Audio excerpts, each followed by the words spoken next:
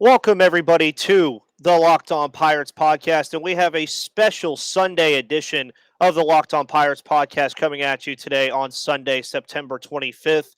Me and Gary Morgan, of course, he's usually on Mondays. We're getting him a day early today because I don't know what's happening with this hurricane that could be on the way. So we're getting a bunch of episodes out to you early in the week. So you might even be getting double episodes on Tuesday and Wednesday just to ensure that I get you guys the 5 episodes this week. But on today's episode, we're going to talk about what we've seen from this Cubs series through the first 3 games, as well as previewing yet another Luis Ortiz start today against Chicago this afternoon. We're also going to talk about, according to Twitter, the highly anticipated debut of Ji-hwan Bae, but some questions surrounding about where he's going to fit in the grand scheme of things, as well as just anything else that comes up. Because, when me and Gary get together, we talk about a lot of different things in terms of the Pittsburgh Pirates. With that said, today's episode is brought to you by LinkedIn.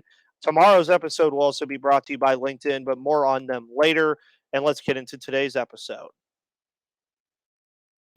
You are Locked On Pirates, your daily Pittsburgh Pirates podcast. Part of the Locked On Podcast Network, your team every day.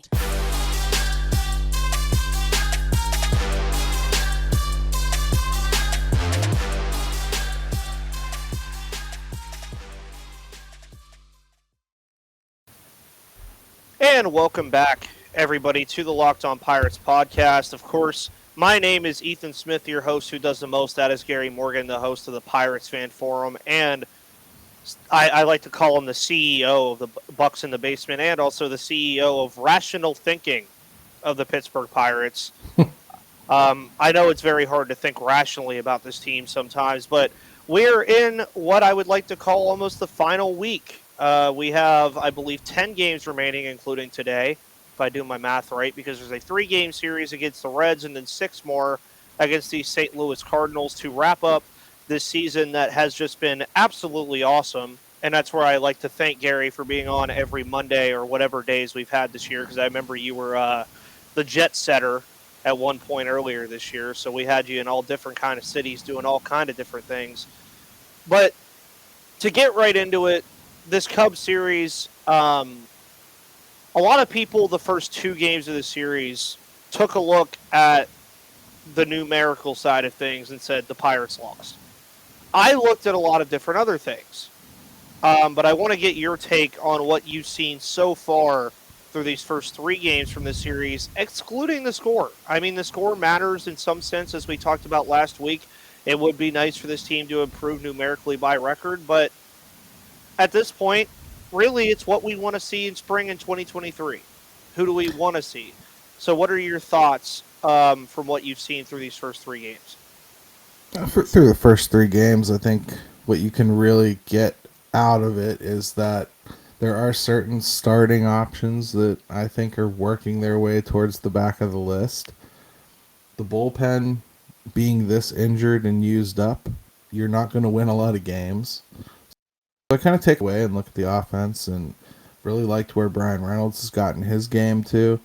I like where Castillo has gotten, at least as far as his approach at the plate. It seems to be a little bit better in the few opportunities he's gotten. Still not wild about him in the outfield. Still not sure there's a place for him next year. Ji-hwan Bae comes up. I really liked everything that he showed. He's just a ball of energy. He really is. Yeah. And I think all in all, exciting options really for next year. Things we've liked to see and hope to see. Johan Oviedo turning out as a starting pitcher would be huge for this team. Yeah, and I kind of overreacted with Johan Oviedo through his first 2 starts that he had, because they were only like 3 and 4 innings a pop, I believe. Yeah, if he pans out to be a starting pitcher, you're talking about adding him to a plethora of names that you're going to have at your disposal for your rotation next year. I think it's pretty clear that Roansy Contreras and Mitch Keller are your 2 guys in that position. Those are your top 2 guys that are going to be there. JT Brubaker, depending on how the offseason goes, will probably still be an option.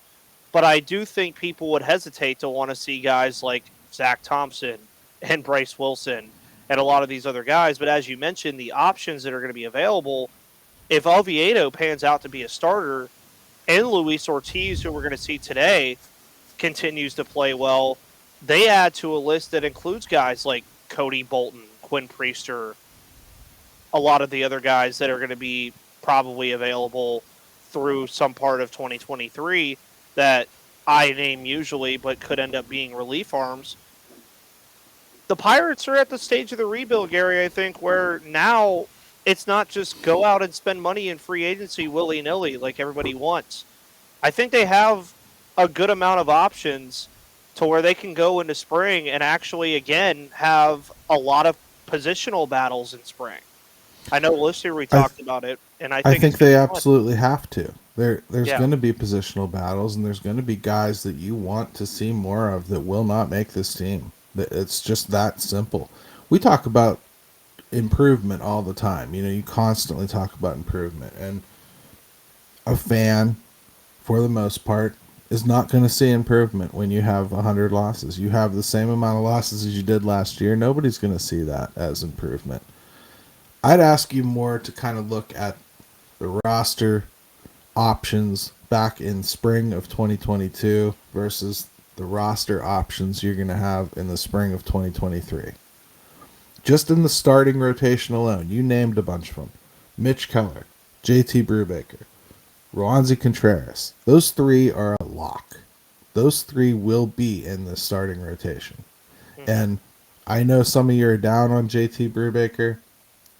I don't normally say this so cavalierly. Y'all are delusional. He's one of the three best starter they have. Period. He hmm may not be here when it matters, but he's going to be here next year, and he's going to be a starter. Then you got this Ortiz kid comes out of nowhere. You got Burrows, who's right on the doorstep. You got Priester, who just got promoted to AAA and looked good in his start. Yep. You don't want to hear that they have Thompson and Wilson, but think about it more as a mix of some of these guys matriculate to the bullpen and help fortify that. Look at what Thompson just did last night. That's what you hope for, hmm is that these arms all come together and make a cohesive unit. They have better options coming in 2023. Plus, you know they're going to go get a free agent or two. They have no lefties. They have to get a lefty. Yeah. So, I mean, like, you definitely are going to see improvement next year in the rotation. And I think, conversely, in the bullpen. Not to mention all the guys that are on the shelf right now. I mean, we just pretend that didn't happen. I mean, Yeah, I mean, are we going to David Bednar pretend David just came Bednar's back. right now? He's Yeah. not. And it's crazy because, yeah, that's been, I think, the biggest negative this year has been, if we're just talking from a baseball standpoint, is the bullpen has been the biggest negative. I know people like to talk about the offense and how bad it has been, and I understand that, and we already know the problem. If you're putting blind faith into what the problem is with the offense, trust me, at the core of your heart, you know what the problem is. It's up to the Pirates to fix that. Us complaining about it is not going to change anything. The bullpen, though, has taken the Pirates, and albeit with the injuries and people on the shelf, the bullpen has taken the Pirates out of some games that they could have won. And I think obviously you saw that last week against the Yankees when they were up 8-4 and Will Crowe gets slashed in the ninth inning. A lot of that goes back on coaching too. It does, but a lot of it also, again, as Gary said, goes back to just what you have at your disposal not being that great. A lot of it goes back to the beginning of the season when they decided to baby everybody who was going to be a starting pitcher. Yep. And, I understood it. But the thing is, I didn't see every other team doing it. I didn't see every other team desperately frightened to let their starter go more than 5 innings. And when you do that sort of thing, you're going to eat up your bullpen. And they have. Will Crowe has nothing left to give. And a lot of people are running around talking about DFAing him. I'm sorry, did you ignore 7/8 of the season where he was pretty much the best option in the bullpen? No, I'm sorry. Will Crowe will be back next year too, and he should be. You Yeah. should want him to be. He was actually really, really good this year. He's just He's got tired. dead arm now. Yeah. There's just nothing left for him to give. If anything, they should pull him out. And if they weren't so desperate, they probably would. Just all I ask is that you don't throw out the baby with the bathwater. That's it. Make sure that you actually are paying attention about Ben Cherington not being able to build a bullpen. Okay, look at who's on the shelf. For real, look at who's on the shelf. And then talk to me after next spring when you have people like Zach Thompson in the bullpen full time. Eventually, when you have somebody like JT Brubaker potentially in your bullpen, that's when you really start to understand the churning nature of this rotation and what it's going to become. By the end of next year, you could legitimately be looking at a rotation of Keller, Contreras, Oviedo, Ortiz, and Priester. You don't know. Yeah. I didn't even mention Burrows. Like, there's going to be a lot of change. Yeah, and it's going to be change that not only I know people get scared of that word a lot in baseball, but I definitely would sit here and say it's probably going to be changed for the way better, because what that not only does now with the options you have starting pitching wise that look good is you can focus on other areas of improvement, like the offense that I mentioned. You can focus on getting somebody at first base to help Michael Chavis. You can focus on the outfielders that you have at your disposal and see which ones you like and see which ones you don't. Because you mentioned that about getting rid of guys, which we'll talk about here in just a second. The Pirates can't keep everybody, even for as bad as they are, and as much as we'd probably like to see them do it. They can't keep everybody. And that's going to be wild because, especially for me, who guys I've talked about for a long time, like Cal Mitchell, for instance, at some point could end up just poofing away and not being on this team. But we'll more on that in just a moment. But before we get into that, if anybody does get the axe and get DFA'd, maybe they need to go to LinkedIn. These days, every new potential hire can feel like a high-stakes wager for your small business.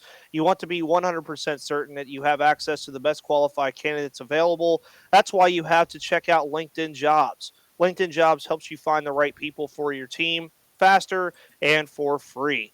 Then you add your job and the purple hashtag hiring frame to your LinkedIn profile to spread the word that you're hiring. Simple tools like screening questions make it easy to focus on candidates with just the right skills and experience so you can quickly prioritize who you'd like to interview and hire. So you want to make sure you finish the year strong, and the right team members might help you do that. It's why small businesses rate LinkedIn Jobs number one in delivering quality hires versus leading competitors. LinkedIn Jobs helps you find the qualified candidates you want to talk to faster.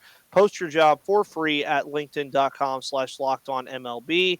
That's linkedin.com/lockedonmlb to post your job for free, and terms and conditions apply.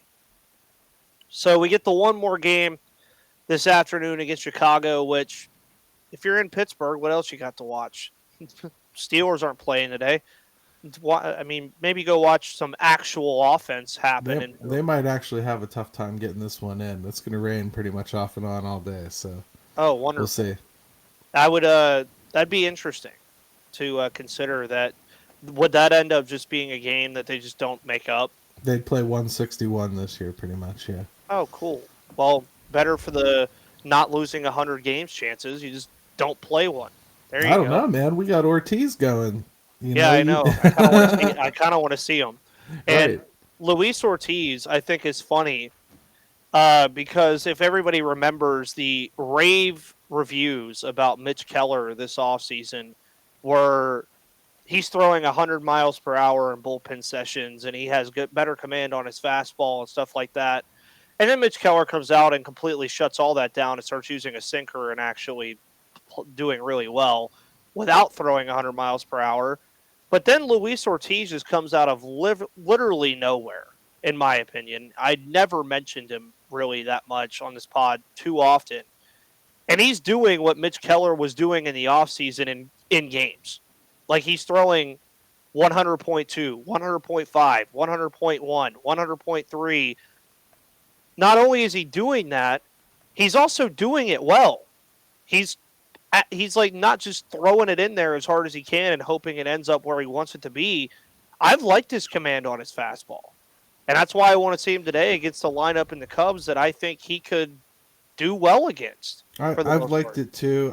I would caution people. I mean, he did come up a lot faster than I thought he would. Hmm. But out of nowhere, it's probably a little harsh. I've used it myself, but it's been written about. A lot of the people that really follow the prospects have definitely mentioned him. It's somebody they've been really looking to this whole year. So I guess I wasn't caught off guard by it, but that's because I've seen other people writing about it. That said, I never expected his major league debut this year. Never. And he's up here now, and I would just caution everybody, as great as he is, I mean, he's had 2 starts now, and he has an 0.64 ERA with 10 strikeouts. Obviously not sustainable.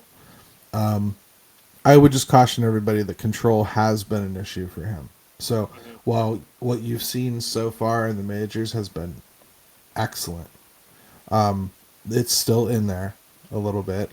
And I think you just need to let sample size take over a little bit. I'd also say with him, not much chance that he's in the competition out of spring to be in this rotation. He has a changeup. He needs to develop that changeup. If he doesn't get a third pitch, something to slow the bats down, it doesn't matter that he throws 100 miles an hour. So he's either going to be a bullpen arm or he's going to be a starter, and that changeup is largely going to tell us which one it's going to be. And I was going to actually bring that up about him working on a third pitch because either way, think about the pros of Luis Ortiz here with what Gary just mentioned. He figures out a changeup and works well. He's a starting pitcher. He can be. He doesn't. Guess what? You have a guy throwing 100 miles per hour with decent command out of the bullpen to give you 1 or maybe 2 good innings of bullpen relief. There's not really a bad outlook for Luis Ortiz if he continues on the track that he's on now. So it really just matters on what do you want. Like, as a fan, obviously, you're going to want him to be a starter. Starters are, to me, always going to be way more valuable than relievers. But if he pans out to be a good reliever, I'm not going to see anybody complain. I think he'd be a phenomenal reliever the way he pitches. All I can really say is go back to that list that I read off and know that some of them aren't going to be in the rotation. Hmm. Like that doesn't mean that their arms aren't valuable. It doesn't mean that they won't have a good role here. It just means that they didn't make that 5-man rotation, and it could be even something as academic as they may not be a worse pitcher than somebody that's in the starting rotation, but that guy in the starting rotation, no matter what, is going to give you those 5-6 innings much more frequently than this guy who we think can go through the rotation one time, and that's all we'd ever want him to face. So there's little things like that, idiosyncrasies that are going to come along. But next year is going to be very transformative for this pitching staff. I think the youth infusion is really starting next year. This year we only really had Rwanzi, if you really think about it, and then we were reaching for some people like Yahure, and reaching for hoping like Cody Bolton would somehow recover from not pitching for 3 straight years to finally be able to make it up here. Yeah. So the point is, like, we didn't really have it. Now you got some options now. This is getting scary now. There should be some people going, yeah, the Bucks got some arms coming. Yeah, and we talked about right before the break about all of this sounds all fine and dandy. It really does. It sounds great. You couldn't ask for anything better with the amount of options they're going to have pretty much everywhere. At some point, you're going to have to show somebody the door via trade, via DFA, via whatever method you want to use. At this point, it's still kind of hard to tell who it will be on the outside looking in and things, but you can kind of get the idea, I think, based on of how some of these guys have been treated this year and probably going into next year. So who are some guys that you potentially think the Pirates could say, I'm okay with trading this prospect for something? Does it have to be a prospect? Because in all sincerity, I could see them come trade deadline potentially looking to move JT Brubaker. Yeah. And there's a lot of people that are interested in him already this year at the deadline. You know, those rumors were flying around quite a bit, and I got sources of my own that tell me he was on the table for a lot of teams. Hmm. And it's, you know, because of what I said. As a fan, I understand why you're frustrated with him, but trust me, the league does not see him as the void in the rotation that you do. Yeah. So he's somebody that I think could put together a good half season and be somebody they would move on from in order to make room for people like Priester, Burrows, other guys like that. So it would be a little bit of a different way of going about things for the Pirates if they went that direction. I don't think you'll see them really ever trade young pitching for something. They don't have enough of a glut of pitching to be trading from it like it's a strength, if you ask me. Hmm. You got some guys like Ji-hwan Bae who just made his debut.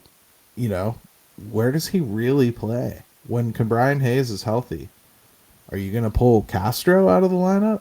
I don't think No. so. You know, you've already got like a Kevin Newman sitting on the bench most of the time. You know, Neil Cruz is going to play. Brian Reynolds, I think, is going to be the center fielder. So, you know, could he go to a corner outfield? Sure, he could. But are you going to sit your 20 home run hitting left fielder and your, you know, Cal Mitchell? Or I mean, we still got other options coming. Matt Gorski's coming. You know, you're going to want him to get up here. Ton of power potential, right side of the plate. Need that. It's going to be difficult to find places for all these guys to play. And you should also probably remember, too, that this team was uncharacteristically lucky that they didn't have more injuries. Yes. So, you know, there comes room as the season evolves, and that's why you have guys with options. So, do I think they have some room to trade some people? Yes, because we haven't even discussed Ethan in a long time for good reason. Where the hell does Gonzalez play? What about Peguero? All we've done is talk about these guys getting here, and now you're looking at this roster right now. For who? Yeah. For which guy? And So, the one other guy that I think we mention a lot that, bless his heart, because I still don't understand it. Travis Swaggerty, man. Like yeah, at this point, what do you do with him? You brought him up for what, a week, and then sent him right back down, and now you have, like you mentioned, those options at the outfield spot where you might even flirt with Ji-hwan Bae out there. What do you I, do with Swaggerty? I didn't even mention Swaggerty in that whole preamble, and there's a reason. He has not really, to me, shown me anything. I mean, he's hitting 260 in AAA. I'm sorry, I'm not excited about that. And I don't really care that he was a number one pick. In fact, I think the only reason that we mention his name is because he was a number one pick. Mm-hmm. We have to remember that he wasn't Ben Cherington's number one pick. Nope. We have to remember that the Pirates often go out and grab other people's number one picks. Want to know the latest one? Zach Collins. So it's not as though number one picks always make it. You know, it's very possible Travis Swaggerty doesn't. Maybe he will. It's not like he's out of options or something, or, you know, completely out of the ability to get better, but he hasn't yet. I'm sorry, he just hasn't. And if you're not going to play him in center field, because let's face it, he would be a superior center fielder to Brian Reynolds. If you're not going to play him in center field, there's no purpose in him being here because his defensive prowess isn't going to do you any good with the Clemente wall. And it isn't, I mean, it would do you good in left field, but I just, I don't see the point. I really don't. And he's another lefty. They have got to trade somebody. And it's up to them who, but he's very easily somebody that could be on the table. And perhaps that's why he hasn't been called up. Because if you call him up here, he's a failed prospect. If you leave him down there, he's still a highly touted prospect, right? Yeah. And this happens everywhere. Just remember, certain decisions you make, you can't go back to in sports. Why do you think Kenny Pickett's still not the starting quarterback of the Steelers yet? Certain decisions you make, especially in baseball, once you make that decision, it's hard to go back on that decision. You don't really want to waste a minor league option for him to just come up here and struggle mightily, and then you wasted an option that maybe even down the road could be very useful. It's just one of those things that you have to think about. But with that said, we do get Luis Ortiz and oh God, what is his first name again? Adrian Sampson. There we go. Gotta love the Cubs. Gotta remember first names now. I used to be able to name that whole lineup. Now I can barely name half the team. We get that at 1:35 Eastern time today, pending rain, according to Gary, who is much closer to the situation than I am. Of course, tomorrow kicks off a series against the Cincinnati Reds. I'm sure I'll end up with the Reds guys at some point. And then wrapping up the season, Cardinals in 6 games. Season's almost over. But with that said, I will still be here coming out with episodes 5 days a week, even during the postseason. Player grades, postseason talk. The biggest series of the year is actually coming up, I think, this week in terms of playoff implications, which will be not Milwaukee, the Mets and the Braves. I think that series is going to possibly decide who wins the National League, in my opinion. Anything else to add to what you've seen, Gary? Anything else to add to the whole plethora of what we could see moving forward here over the next couple of days? No, I think if you look at the record, I think, and you stop your thought process right there. Yes, this was a terrible season. I'm not even going to deny that. I also think when you bring up this many kids, it's going to be a terrible season. So next year that will not be the case. They'll be sprinkled in when we add new ones, and that's improvement right then and there. I think next year is going to be a lot more fun for everybody. I really do. Yeah, and I also do think it is as well. And always remember, guys, that Locked On Pirates should be your first listen of the day every single day. When this team starts getting better, don't jump ship on me. I've been here covering this team since October of 2020, so don't jump ship on me once this team starts getting better. But also make sure you go check out Gary's stuff over at Bucks in the Basement and the Pirates Fan Forum. At some point in the offseason, I'll probably be on the Fan Forum. We've talked about it already. But also check out his 5 Thoughts at 5 every Monday on Bucks in the Basement. As far as me, tomorrow's episode will be previewing the Cincinnati Reds series that I think the Pirates need to go out and absolutely dominate the Reds. But with that said, the rest of the stuff is just going to be previewing series and talking about what we see, as well as looking forward to the offseason and spring training. Guys, thank you so much for tuning in today to the Locked On Pirates podcast. Enjoy the game this afternoon if it does happen. I will see you guys tomorrow on the flip side.